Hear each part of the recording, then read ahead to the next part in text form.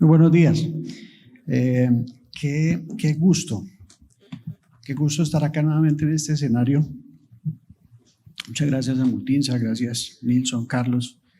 Me gusta estar acá porque siempre he reconocido el interés, la motivación, la pujanza, el juicio de las empresas de Barrancabermeja, de la comunidad de Barrancabermeja, para buscar ser más innovadoras, más competitivas, más tecnológicas, más sostenibles. Entonces, qué buen foro.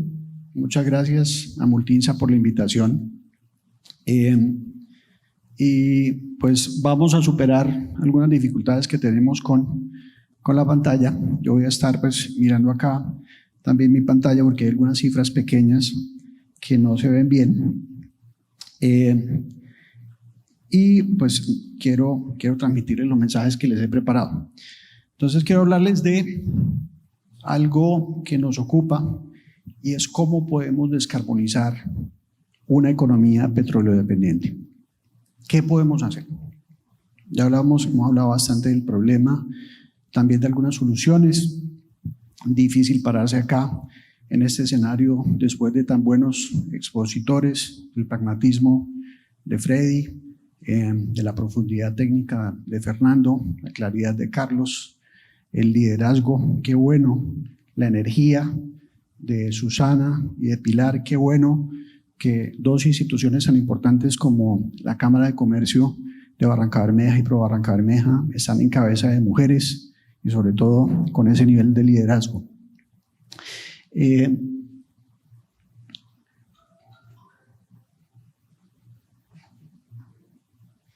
No está funcionando esto. Bien, ¿tú me ayudas a pasar ahí? ¿Sí? Bueno, miren, estas cifras quizás no se ven muy bien, pero lo que tengo acá es un comparativo. ¿Sabía que parte del CO2 que usan las gaseosas proviene de las emisiones industriales de la refinería de Barrancabermeja? Que ha habido en los últimos 20 años abajo, con respecto de los 20 años inmediatamente anteriores, con un corte al 2019. Entonces abajo cifras entre el 2000 y el 2019 y arriba cifras entre el 80 y el 99. Y lo que es evidente es que se han aumentado en un 83% esos eventos climáticos extremos. Y entonces las noticias ya las vemos todos los días, porque en promedio son más o menos 2 eventos por día. En las semanas anteriores las noticias eran de temperaturas extremas en Europa, en California, en la China, incendios forestales en España, también en el Pacífico norteamericano, sequías. Seguramente algunos de ustedes vieron las fotos de los ríos secos, el Tíber en Italia, el Rin con una navegabilidad limitada, algo que sufrimos acá en Barrancabermeja todos los febreros últimamente, porque perdemos la capacidad entonces de transportar carga por el río dado al bajo calado.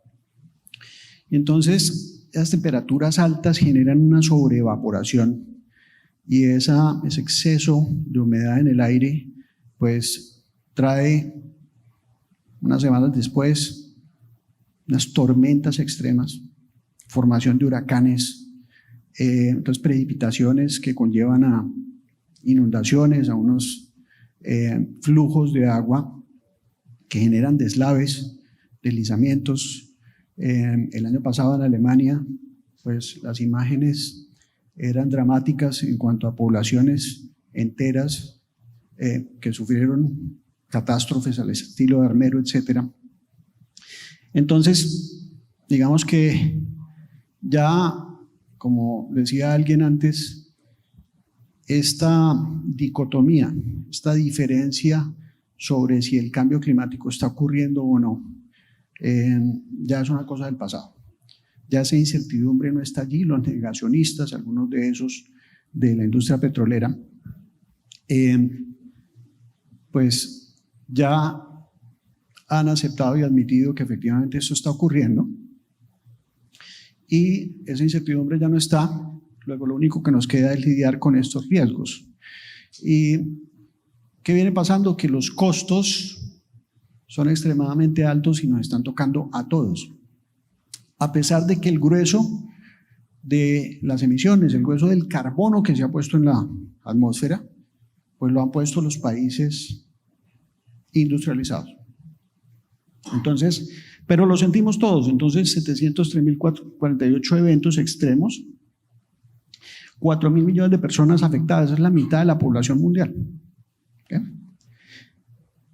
1.2 millones de muertes, 3 trillones de dólares.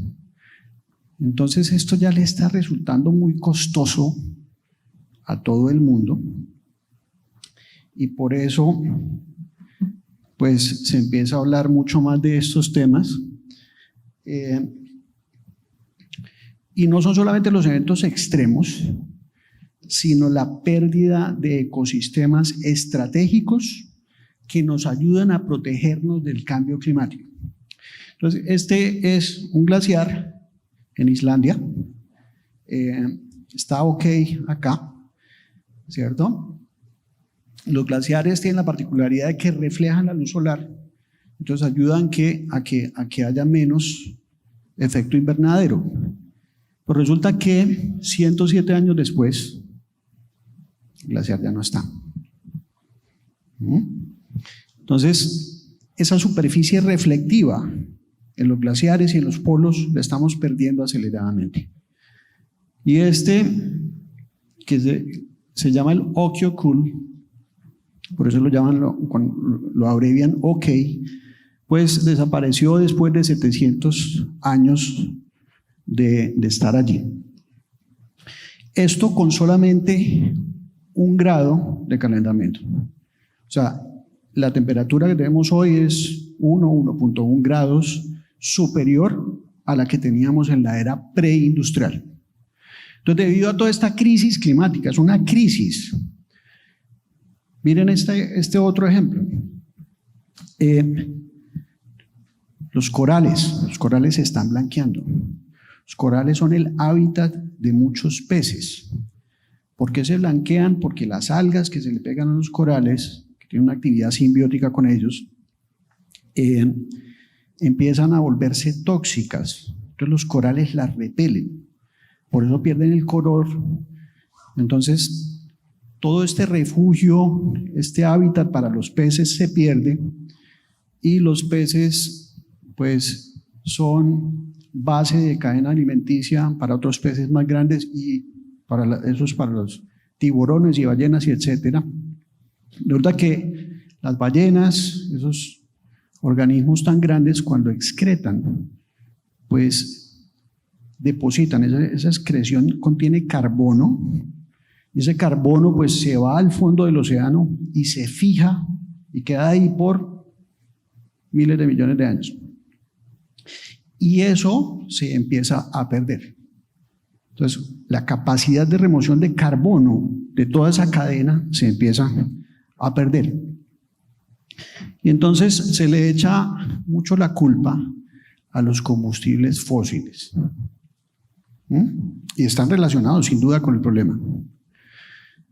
Y en realidad lo que está detrás de eso es un excesivo consumo de energía.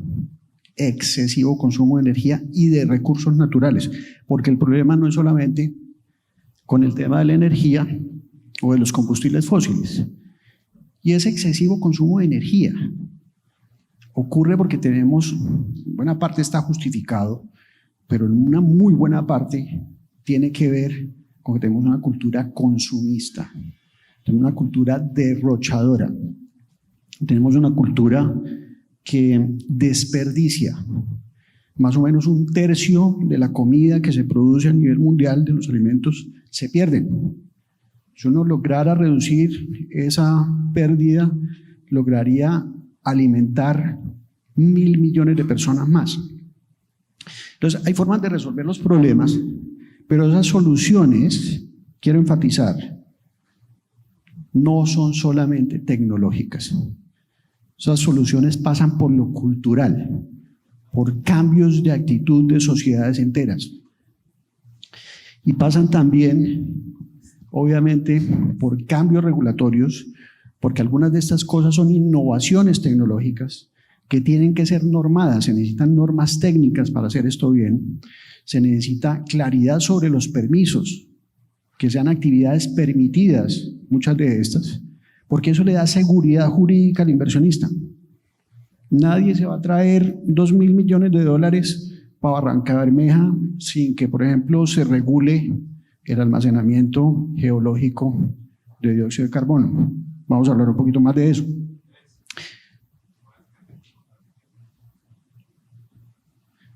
Deme un segundito porque tenemos crisis energética justamente.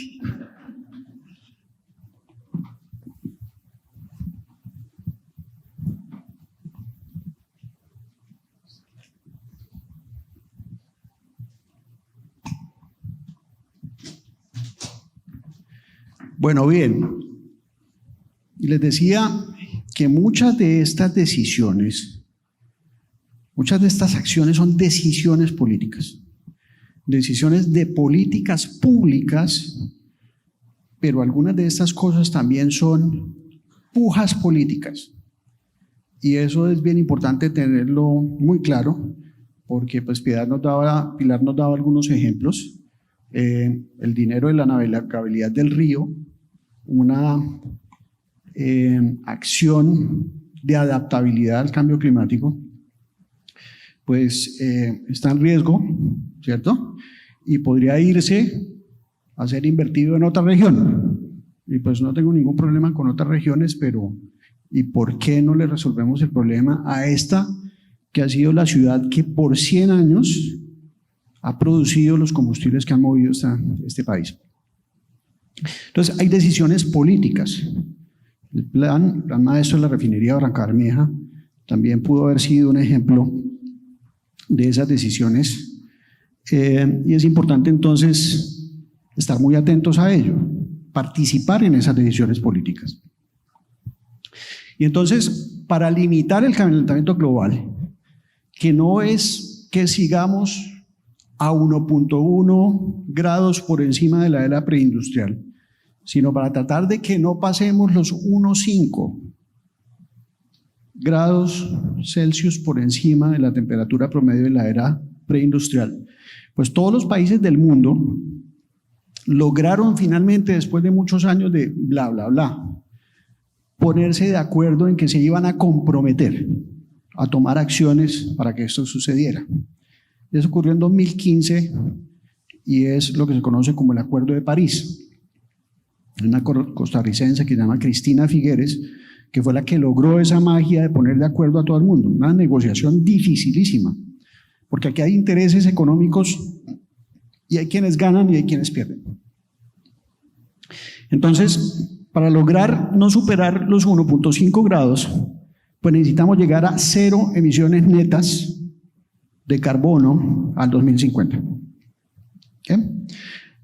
Y pues, no se ve muy bien, pero esa tendencia que ven ustedes allá a la derecha, pues son las emisiones históricas de CO2. Ustedes ven que viene en un franco ascenso, es una curva que ya nos había presentado alguien más, tal vez Carlos. ¿Qué hay que hacer para llegar a 1.5? ¿Cómo se ve esa curva? Pues esa curva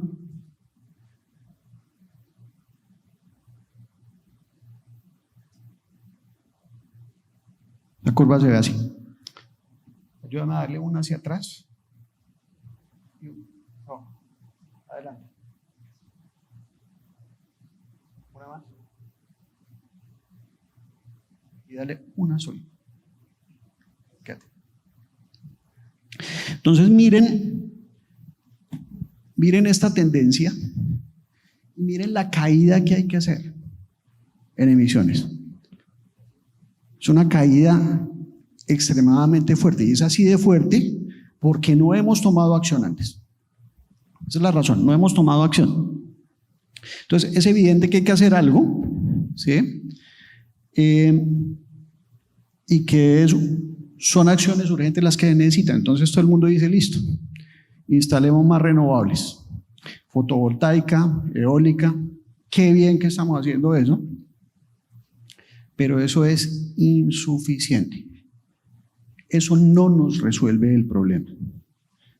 Además de otros problemitas asociados que tienen esas energías, esta gráfica muestra cuáles han sido las instalaciones de diferentes tipos de energía entre el 2016 y el 2020.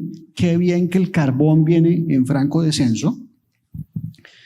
Qué bien que van en ascenso la fotovoltaica y la eólica. Pues que no todas las energías son iguales, número uno, y entonces el sol no alumbra todo el tiempo, el viento no sopla todo el tiempo. Estas son energías intermitentes que necesitan ser complementadas, por ejemplo, con baterías u otros tipos de almacenamiento para que el sistema energético tenga estabilidad.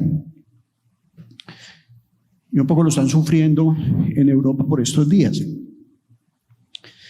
Y el otro problema es de escala. Esta es una gráfica en gigavatios, miles de millones de vatios. ¿Okay? Pues que el problema es de una magnitud diferente. La escala de esta gráfica es en petavatios hora. Esos son cuadrillones, 10 a la 15. Los gigavatios son 10 a la 9. Entonces fíjense que son muchos ceros, muchos órdenes de magnitud de diferencia. Y miren lo que hay que reemplazar, ese 83% de emisiones, pues es el negro, el rojo y el azul claro. Y lo que ha pasado en los últimos 10 años es que los renovables, fotovoltaica y eólica, bajaron suficientemente de precio como para que sean los más rentables de instalar en este momento. Pero miren, lo que ha pasado es escasamente que han dejado de ser el margen de error, que han empezado a notarse con algún colorcito verde en la gráfica. Pues lo que hay que reemplazar es masivo. Luego esto no va a ser un tema, como decía Pilar, de 1 año, ni de 5 años, ni de 10 años, esto va a llevar décadas. Pero ¿por qué es un problema relevante y por qué hay que actuar ya?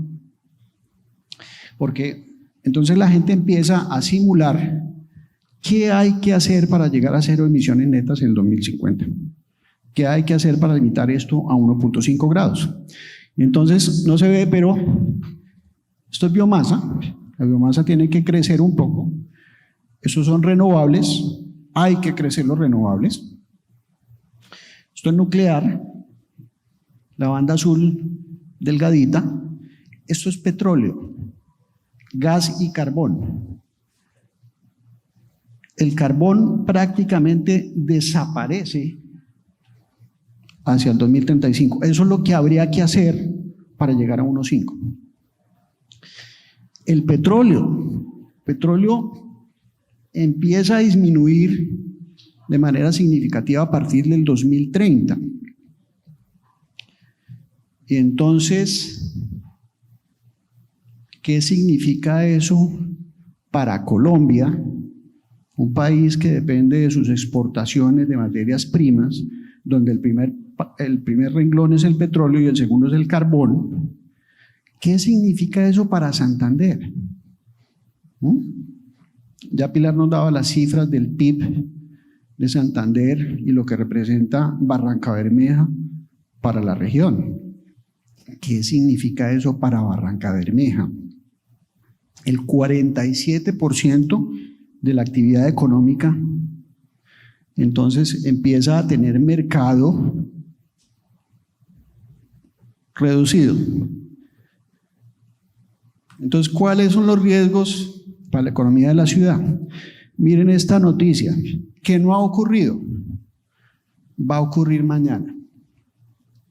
Resulta que hasta ahora muchas geografías, muchos países se habían puesto la meta de que al 2035 voy a tener tantos carros eléctricos o no voy a me voy a poner la meta de que no voy a permitir nuevos carros de combustión interna.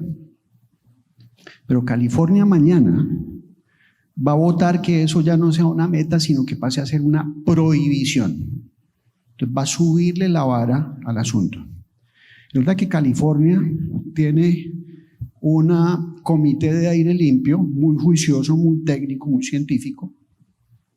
Entonces, como hace un muy buen trabajo y sobre la base del trabajo científico es que se da la evolución regulatoria de California. Entonces hay muchos estados en los Estados Unidos que lo siguen. California es el principal mercado de vehículos en los Estados Unidos, pero detrás de él van a venir otros 2 estados que donde esto ocurra mañana, pues se van a subir a que va a haber una prohibición para nuevos vehículos de combustión interna en el 2035. Entonces fíjense que empieza a cerrarse la demanda para los combustibles. Por supuesto, cuando los fabricantes de vehículos ven esto, pues dicen, venga, sigo produciendo carros de combustión interna, motor de combustión interna o no. Y por ejemplo, hay empresas alemanas, BMW, ya no es posible comprar, por ejemplo, un carro, una camioneta diésel. No es posible porque no es que no la quieran vender, es que no la fabrican. Entonces se salieron ya de los motores diésel, se están subiendo a los híbridos y a los eléctricos, y eso está pasando todo el mundo. Entonces, ¿cuáles son las empresas más expuestas? Esto no se ve nada. Pues los colores oscuros representan, acá en estas columnas, un mayor nivel de exposición. Y toca que hagan un poco de acto de fe, porque no se ve bien, pero las 2 primeras líneas son producción de petróleo y carbón, refinación de petróleo. ¿Okay?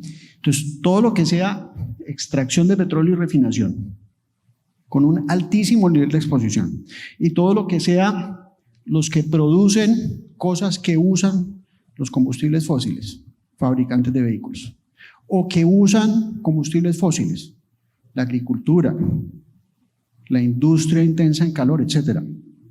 Todos con un altísimo riesgo, una altísima exposición a la transición energética. Entonces, ¿qué significa eso para Barranca? ¿Se ven un poco reflejados ahí? ¿Qué significa para Santander? Intervino un señor que vino de Bucaramanga, como yo. ¿Qué significa eso para Colombia? Miren, trabajos, empleos, cambios netos en el empleo. Entonces los colores azules son adiciones de puestos de trabajo.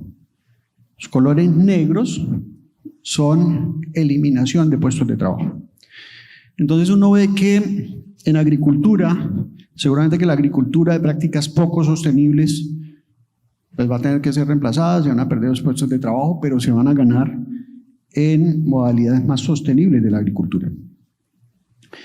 En la parte automotriz, se van a perder los trabajos de motor de combustión interna, pero seguramente que se van a ganar trabajos en vehículos eléctricos, luego más o menos un balance. En hidrógeno, esta cuarta barrita, una ganancia neta. En generación eléctrica, la tercera, de izquierda a derecha, más ganancia que pérdida.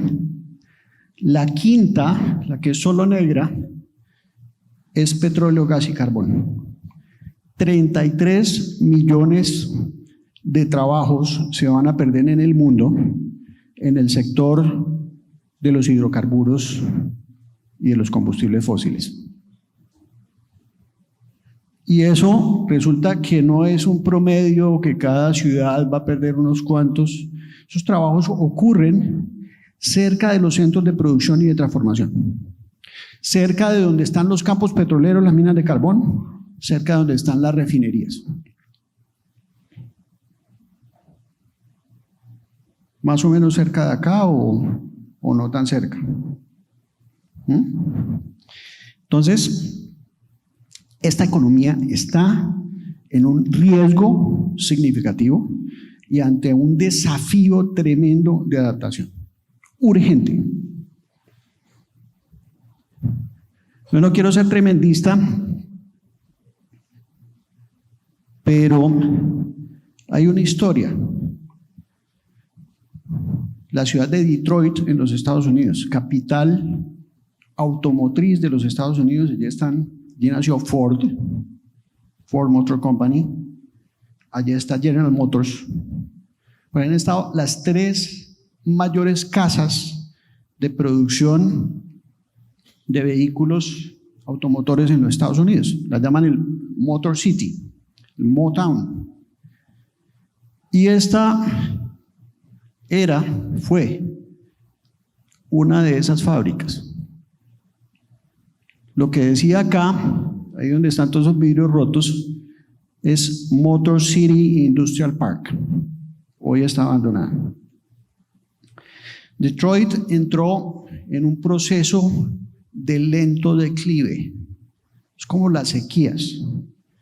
Entonces empieza a haber menos lluvia que el promedio y uno dice, no, pero la semana entrante cambia la luna, de pronto sí va a llover y resulta que no llueve. Entonces uno dice, no, pero el mes entrante sí típicamente llueve. Entonces estas cosas avanzan de una manera muy lenta y como avanzan tan lento,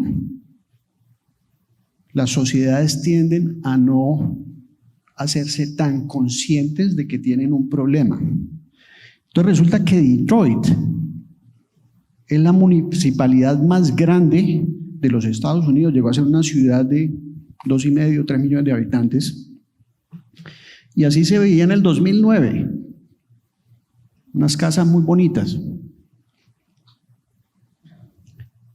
y así se veían esas mismas casas en el 2013, solamente 4 años después. La ciudad quebró, es la quiebra más grande de un municipio estadounidense. Una ciudad de ese calibre, con esa fortaleza industrial, que fue competitiva por muchos años y eso habla muy bien de sus capacidades de innovación, y que se quiebra. Entonces la gente, los puestos de trabajo se pierden, la gente se va y abandona las casas. Entonces los indigentes vienen y las ocupan. Entonces se arman un problema de seguridad en los barrios. Entonces los otros que sí se querían quedar, pues les toca también irse. Entonces se arma un problema de recolección de basuras. Y eso es una bola de nieve que termina afectando la ciudad de manera tremenda. Hay todavía barrios de Detroit que no se recuperan. Entonces, miren, suficiente de riesgos y de tremendismo. Quería tocar un poco la fibra sensible, porque me parece súper necesario, pero hablemos de oportunidades. Y hay una tremenda oportunidad en robustecer, fortalecer las capacidades de la ciudad y de la región para participar en unas ciertas cadenas de valor, y esta es una. El dióxido de carbono, que en esta ciudad abunda porque hay varias fuentes fijas que generan emisiones de dióxido de carbono, muchas de ellas en la refinería,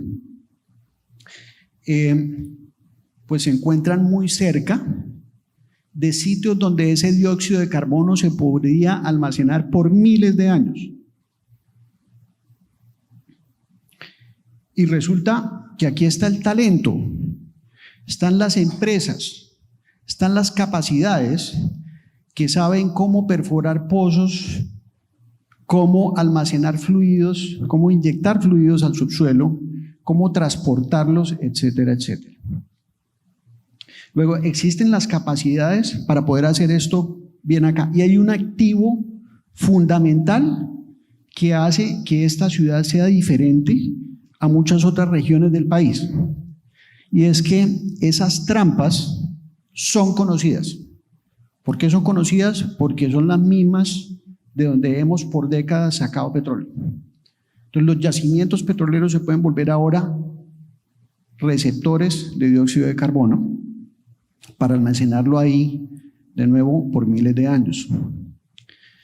Y resulta que esa cercanía entre las fuentes fijas y los sitios de almacenamiento es una ventaja competitiva para la ciudad. Si se desarrolla esta industria, y ojalá se desarrolle en una forma, se regule en una forma que permita que no sea un solo actor, el que hoy extrae petróleo, el que pueda participar en las actividades de almacenamiento. Ojalá que hubiera otros actores que puedan participar en el almacenamiento de dióxido de carbono en el país. Que sean muchos. Y que de acá, de este salón, surjan unos cuantos. ¿Por qué no? Entonces, es importante que eso se regule en esta forma para que se formen unos encadenamientos productivos de empresas que participan de esa cadena de valor. ¿Cómo se ve esa cadena? Pues ya Fernando nos hablaba de que había que hacer la captura del dióxido de carbono de las fuentes, y hay diferentes tecnologías para ello. Hay que transportarlo, hay que comprimirlo. Por supuesto, hay que almacenarlo en el subsuelo o convertirlo a algún producto valioso, utilizarlo en alguna forma útil. Entonces, ¿qué pasa? Que si la ciudad desarrolla esas capacidades, si la ciudad desarrolla esa cadena de valor, pues no va a ser solamente la refinería el cliente, sino que esa capacidad se la podemos ofrecer a las cementeras, a las siderúrgicas, a otras industrias que sean intensas en calor y en emisiones, para que vengan y se ubiquen aquí sus operaciones, porque acá tenemos el talento para poder gestionar esas emisiones y almacenarlas de manera perenne en el subsuelo. Y entonces,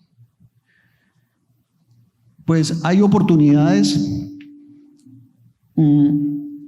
como en la que participa Multinsa, en tomar este CO2 y enviarlo a la industria de alimentos, pero esto podría ser utilizado para fabricar otras cosas, unas que no hacen mucho sentido desde el punto de vista de cambio climático, como fabricar combustibles sintéticos, porque pues el combustible se quema y genera otra vez la emisión que se va a la atmósfera.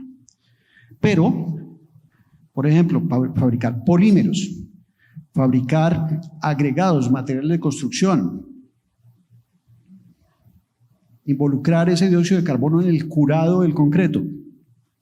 Esas cosas se vienen investigando, ya existen, las podríamos incorporar a la cadena de valor. Ciertamente esas son oportunidades de menor impacto en lo que tiene que ver con la mitigación de emisiones, pero son importantes, y las que son más impactantes porque pueden remover muchas miles de millones de toneladas de dióxido de carbono, evitar que se vayan a la atmósfera, pues son el almacenamiento geológico de dióxido de carbono, la mineralización. Otra oportunidad, y seguro que las letras no se ven, otra oportunidad es la cadena del hidrógeno.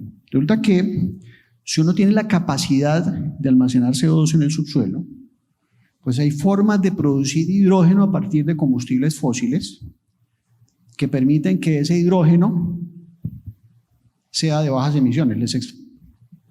El hidrógeno principalmente hoy se utiliza en la industria de la refinación y en la fabricación de fertilizantes. Y la forma en la que se produce es que tomo una molécula de metano que tiene un carbono y 4 hidrógenos, la separo, consumo un poco de energía en ello, el hidrógeno lo utilizo en mis procesos industriales, el carbono se une con oxígeno del aire, se vuelve CO2 y se va a la atmósfera. Entonces, 10 toneladas de CO2 por cada tonelada de hidrógeno que produzco. Pero si tengo la capacidad de coger ese CO2 y no mandarlo a la atmósfera, sino mandarlo al subsuelo, pues tengo un hidrógeno de bajas emisiones. ¿Okay? Y ese hidrógeno de bajas emisiones puede ser muy importante porque es una molécula tremendamente versátil.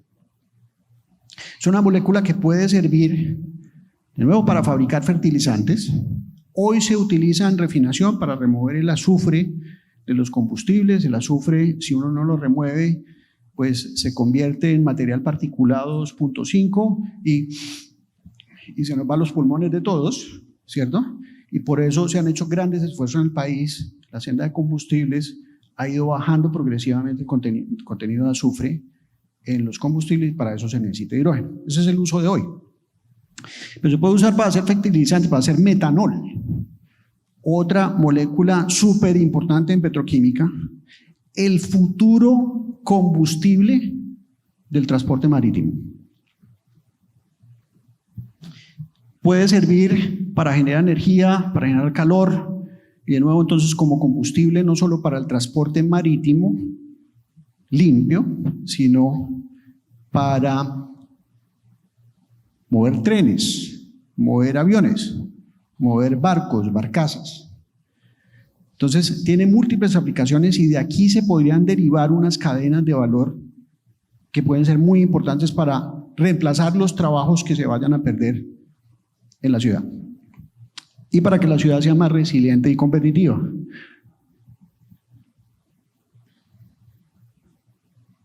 Aquí hay un ejemplo, porque esto hay que analizarlo muy bien, de los dos tipos de movilidad eléctrica que hay. No sé si todos lo saben, seguramente sí, pero están los carros eléctricos de baterías y están los carros eléctricos de hidrógeno. Entonces, los dos están desarrollados ya, pero acá hay una serie de variables, precio, peso, cuántas millas por tanqueada, el número de pasajeros, etcétera, etcétera. Y ustedes ven más rojos en el carro de hidrógeno que en el carro eléctrico de baterías. El de la derecha es un Toyota Mirai, que es movido por hidrógeno. El de la izquierda es un Tesla modelo 3 de baterías. Entonces, esta es una pelea que van ganando tecnológicamente y en costos los carros de baterías. Sin embargo,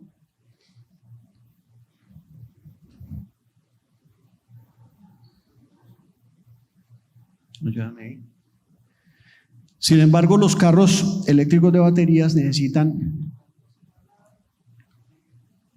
muchos materiales, muchos metales, algunos de esos exóticos, tierras raras.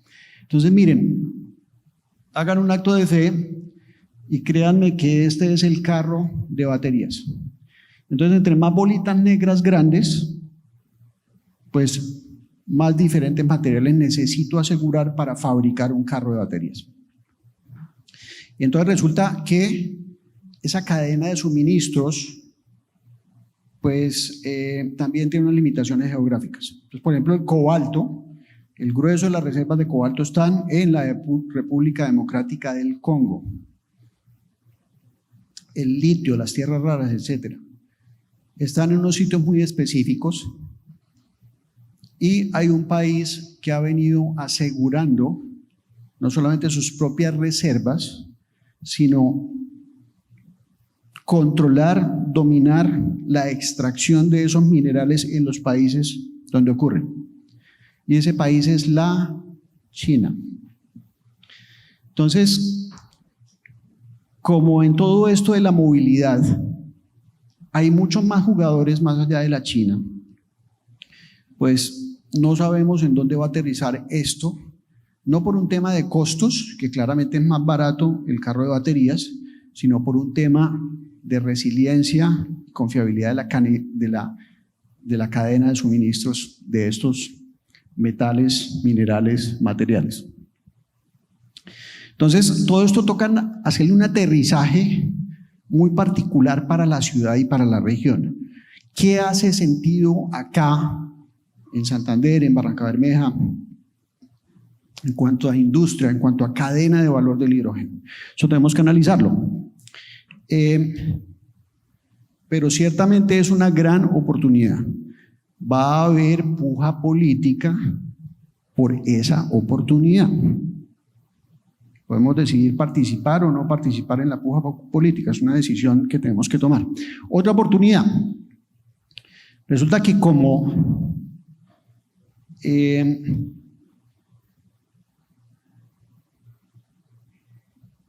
las empresas vienen adquiriendo unas metas de reducir sus emisiones a cero y por medio de procesos y de eficiencias van a lograr una gran cantidad, pues seguramente que les va a faltar, pues van a tener que compensar eso que les falta para llegar a cero y comprar un crédito, un bono de carbono a alguien que lo elimine para poder ellos emitir 1 tonelada de carbono en sus propias operaciones o productos.